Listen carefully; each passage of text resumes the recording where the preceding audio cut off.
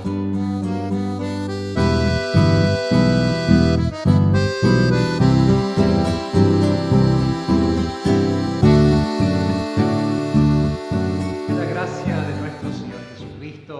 amor de Dios y la comunión del Espíritu Santo sea con ustedes y permanezca con ustedes ahora y siempre. Amén. Amados hermanos y amadas hermanas en Cristo Jesús, hay un proverbio hebreo que dice Ein ashan velo esh. Quiere decir, no hay humo sin fuego. Eso es algo que nos pudimos dar cuenta de una forma muy dramática en esta semana, con todos los fuegos que están azotando a nuestra tierra guaraní. No hay humo sin fuego. Quiere decir que todo tiene una causa. Cada incendio forestal tiene una causa. No es que por arte de magia se enciendan las cosas, sino hay una causa. Eso es a lo que hace referencia este proverbio hebreo. Y en el texto de hoy también vamos a escuchar sobre cierta causalidad, cierta relación entre causa y efecto, también sobre humo, también sobre fuego, sobre las llamas, también vamos a escuchar hoy en el texto que es de la carta a los Romanos, en el capítulo 10, los versículos 9 al 18. Y ahí vamos a escuchar entonces lo que escribe el apóstol Pablo a los hermanos y las hermanas en Roma. Esta es la palabra de fe que predicamos, que si confiesas con toda tu boca que Jesús el Señor, y si crees en tu corazón que Dios lo levantó de entre los muertos, serás salvo. Porque con el corazón se cree para justicia, y con la boca se hace confesión para salvación. Porque la Escritura dice, todo aquel que cree en Él no será avergonzado, porque no hay distinción entre judío y griego, pues Él mismo es que Señor de todos, es rico para con todos los que lo invocan. Porque todo aquel que invoque el nombre del Señor será salvo. ¿Cómo pues invocarán a aquel en quien no han creído? ¿Y cómo creerán a aquel de quien no han oído? ¿Y cómo oirán sin haber quien les predique? ¿Y cómo predicarán sin que sean enviados? Y como está escrito, cuán hermosos son los pies de los que anuncian el Evangelio, de las cosas buenas. Pero no todos obedecieron el Evangelio, porque Isaías dice, Señor, ¿quién ha creído a nuestro mensaje? Por esto, la fe es por el oír, y el oír es por la palabra de Cristo. Pero pregunto, ¿acaso no oyeron? Claro que sí, por toda la tierra ha salido la voz de ellos, y hasta los confines del mundo sus palabras. Ein ashan velo esh, decía el proverbio hebreo. Todo tiene una causa, podríamos traducirlo más fácilmente. Y justamente es lo que dice aquí el apóstol Pablo en la carta que hemos escuchado recién. La salvación, de cierta forma, es producto de que Dios escuchó la invocación, que Dios escuchó la confesión de fe. Porque invocación y confesión son básicamente intercambiables, es lo mismo. Invocar a Dios quiere decir confesar nuestra fe en ese Dios. Y confesar a Dios es una forma de invocarlo, de decir eso es lo que hacemos al principio de cada culto, de preguntarnos de dónde viene nuestra ayuda y responder esa pregunta con que nuestra ayuda es el nombre del Señor, quien es el Creador, quien es el Salvador y quien es el que santifica y perfecciona a su creación.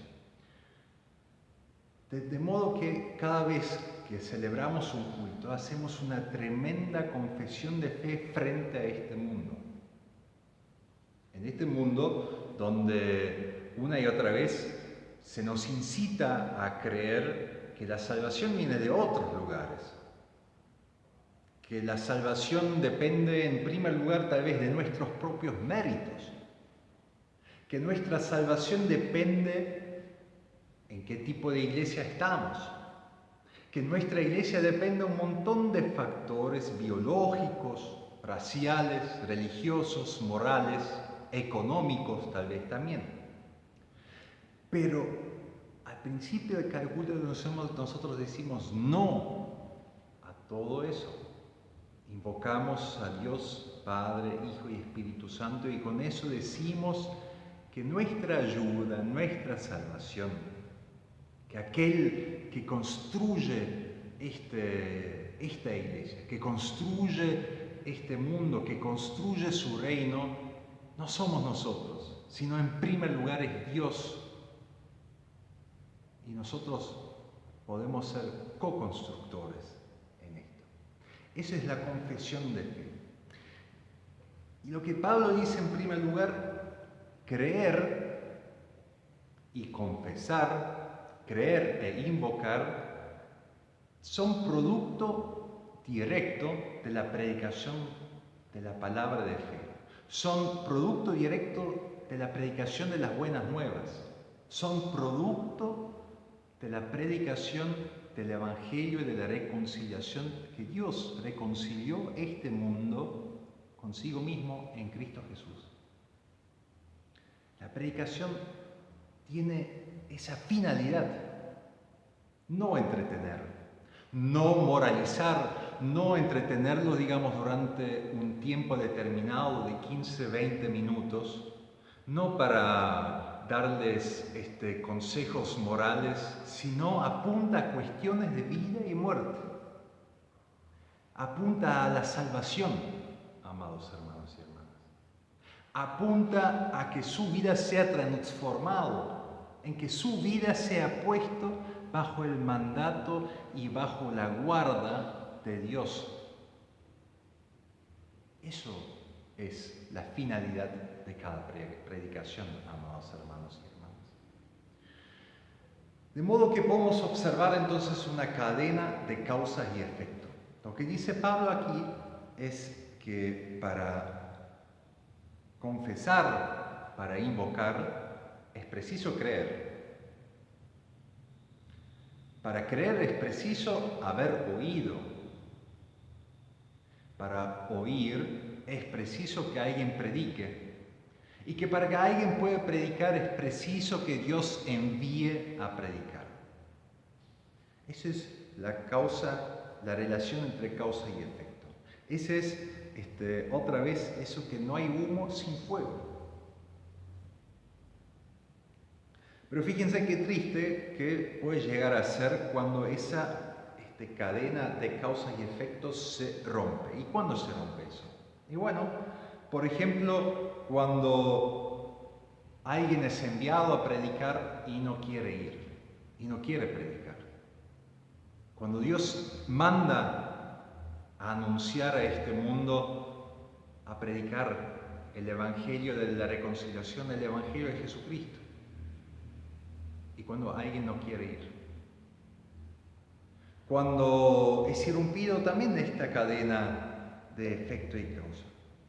Cuando hay predicación, pero nadie se dispone a oír, o nadie viene al culto, o nadie quiere escuchar lo que el ministro, el siervo de la palabra, tiene para anunciarles, porque están demasiado ocupados con otras cosas, o porque quieren escuchar otras cosas, quieren escuchar otras noticias, buenas o malas, pero no las noticias de la resurrección de Jesucristo. esa cadena entre causa y efecto también es irrumpido cuando, si bien se escuchó la predicación, pero es como que si no hubiera pasado nada.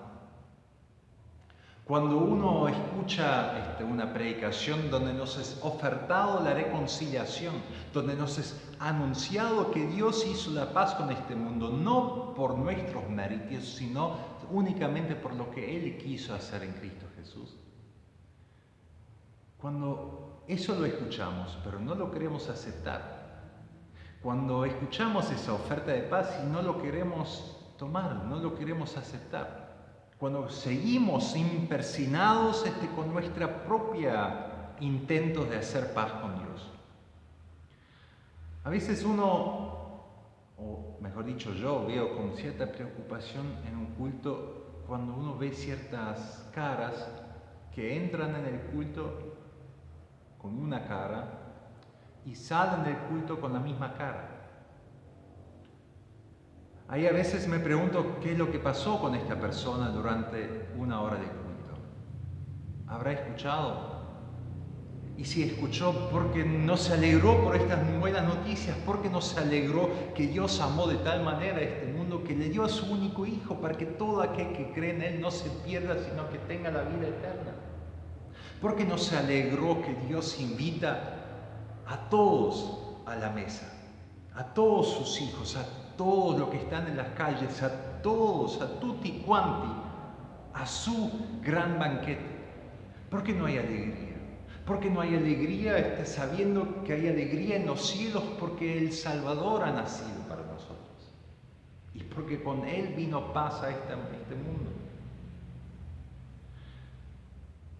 Esa cadena entre causa y efecto también últimamente y finalmente es irrumpido cuando, si bien uno cree, si bien uno, guarda en su corazón tal vez una predicación, pero no se anima a confesar, no se anima a invitar a otros, no se anima a hacer de esa fe una confesión de labios, no se anima a convertir esa fe en seguimiento, se podría decir, en ir tras aquel de quien nosotros esperamos ayuda, de ir tras quien nosotros sabemos que Él enseña a ser discípulos, de ir tras la palabra encarnada, el pan de vida, tras Jesucristo. Confesar en los cultos a viva voz que Dios es grande, que Dios es misericordioso, que Dios no abandona la obra de sus manos. Con todas esas cosas es interrumpida esta cadena entre causa y efecto. De modo que podemos decir a veces, no podemos, o mejor dicho, de modo que realmente uno puede preguntarse eso, lo que hay no es fuego. Por ahí parece ser fuego, parece ser, que la gente viene al culto, que la gente cree, que hay predicación capaz, que hay alguien que dice ser enviado, pero donde hay esas interrupciones, donde no se hace el siguiente paso, realmente ahí no podemos hablar de fuego porque no hay llama. Porque no hay llama detrás, no hay calor humano. Y eso no sé si es un medidor, amados hermanos y hermanas. Las iglesias, tal vez las comunidades que son medias frías, que son muy petrificados, se podría decir, tal vez eso sería un medidor para saber que realmente hay fuego ahí, si realmente hay llama y si realmente hay calor humano, si realmente está presente esa cadena entre causa y efecto. Yo no lo sé. Dios quiera que no, porque hay demasiadas comunidades, amados hermanos y hermanas, que son frías. Hay demasiadas comunidades donde no se siente calor, hermanos. Hay demasiadas comunidades donde se predica y se predica, pero no pasa nada, no hay transformación. Hay demasiadas comunidades donde se dice que la gente tiene fe, pero no hay seguimiento. donde la gente cree capaz en la privacidad de su cuarto, en la privacidad de su corazón, pero no se animan a hacer comunidad, no se animan a transformar esa fe en su vida, de transformar esa fe en prácticas, en obras de amor, de transformar esa fe en confesión de labios. Comunidades capaz mezquinas, comunidades mezquinas con su propio lugar, que no dejan entrar a otras personas a que también escuchen las buenas nuevas. Dios quiere que no sea eso el medidor, que donde justamente se siente frío y donde no hay llama, que allí no hay ese fuego que produce humo, esa causa y efecto.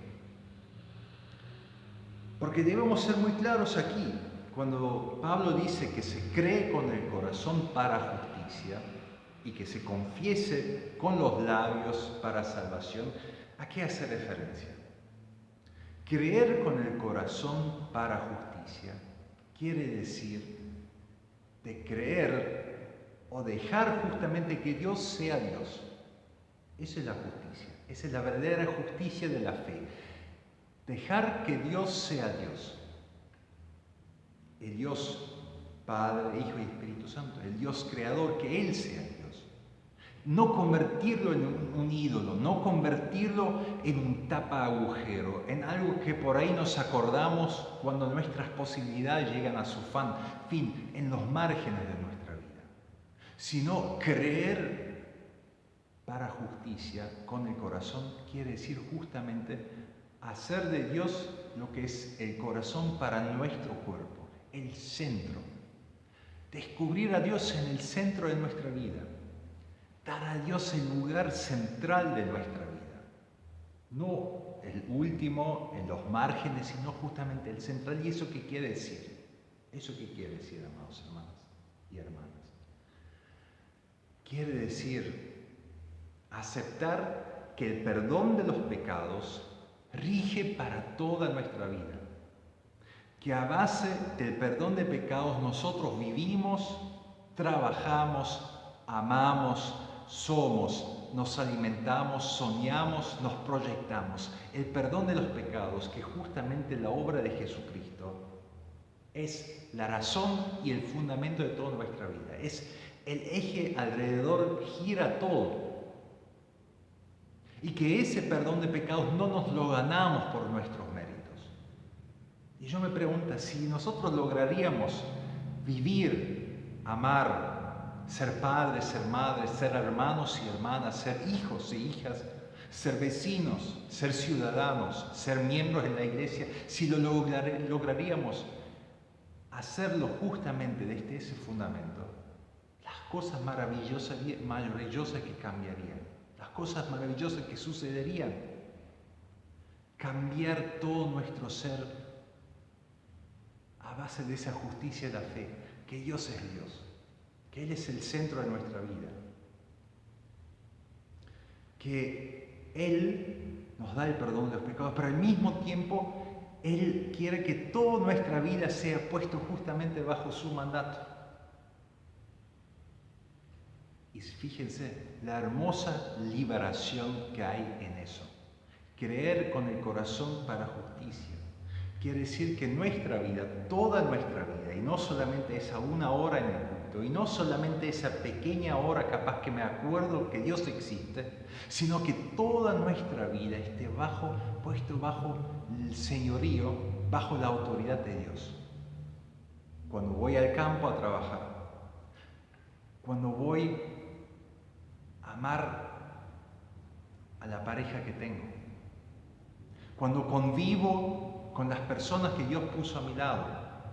En todo eso no hay otro Señor, ni en el matrimonio, ni en el trabajo, ni en el Estado, ni en la iglesia. No hay mayor señorío que la de Dios mismo. ¿Qué liberación habría en eso? Si realmente creeríamos con el corazón para justicia. Y confesar con los labios, ¿qué quiere decir?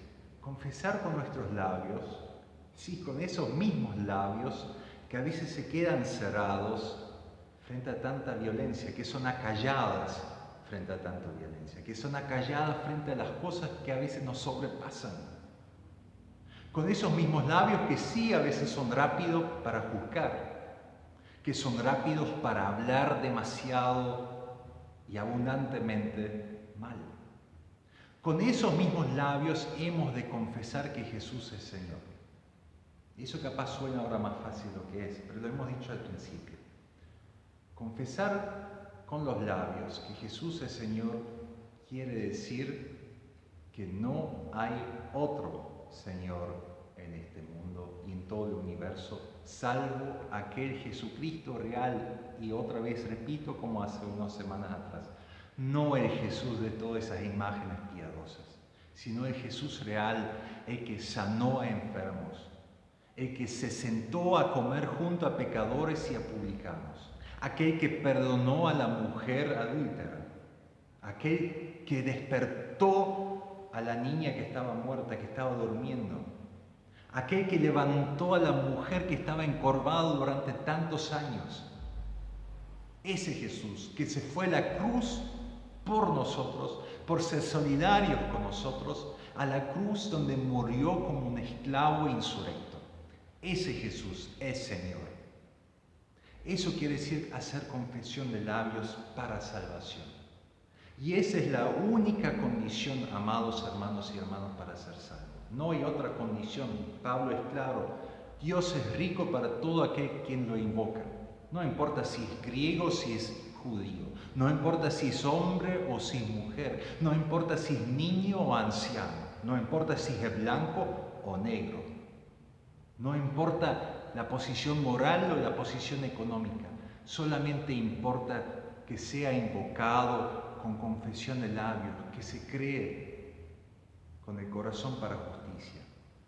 Y para eso es necesario oír. Y para eso es necesario que alguien predique. Y para eso es necesario que alguien sea enviado. Donde todo eso no existe, entonces realmente es a veces como un fuego sin llama. Justamente donde no existe lo último, donde no existe envío. Y esa es la tarea madura de cada comunidad. Fijarse de que aquel predicador que está predicando realmente esté enviado. Que esté enviado de parte de Dios, porque si no va a ser todo eso, esa cadena de causa y efecto. Va a haber mucho humo, pero no va a haber llama. Va a haber mucho fuego, pero no va a haber llama. Y eso realmente existe. Hay fuego sin llama.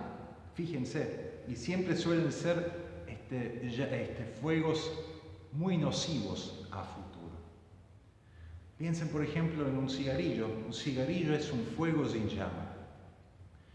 Aquellos incendios forestales que se forman porque debajo de la biomasa queda todavía un fuego latente que está ahí sin llama, pero ya está anunciando que va a terminar en un desastre.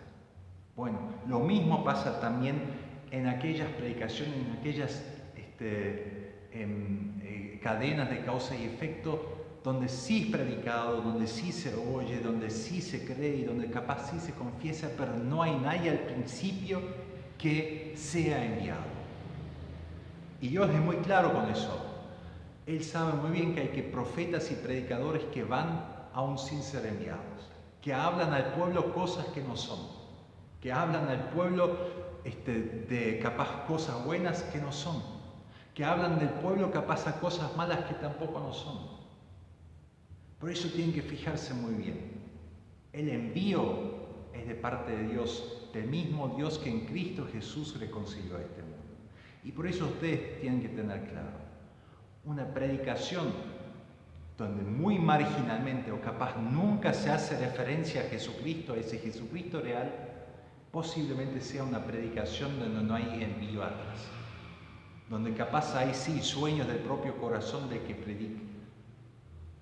Pero el envío es sumamente importante, porque si no realmente es como si hubiese un fuego sin llama.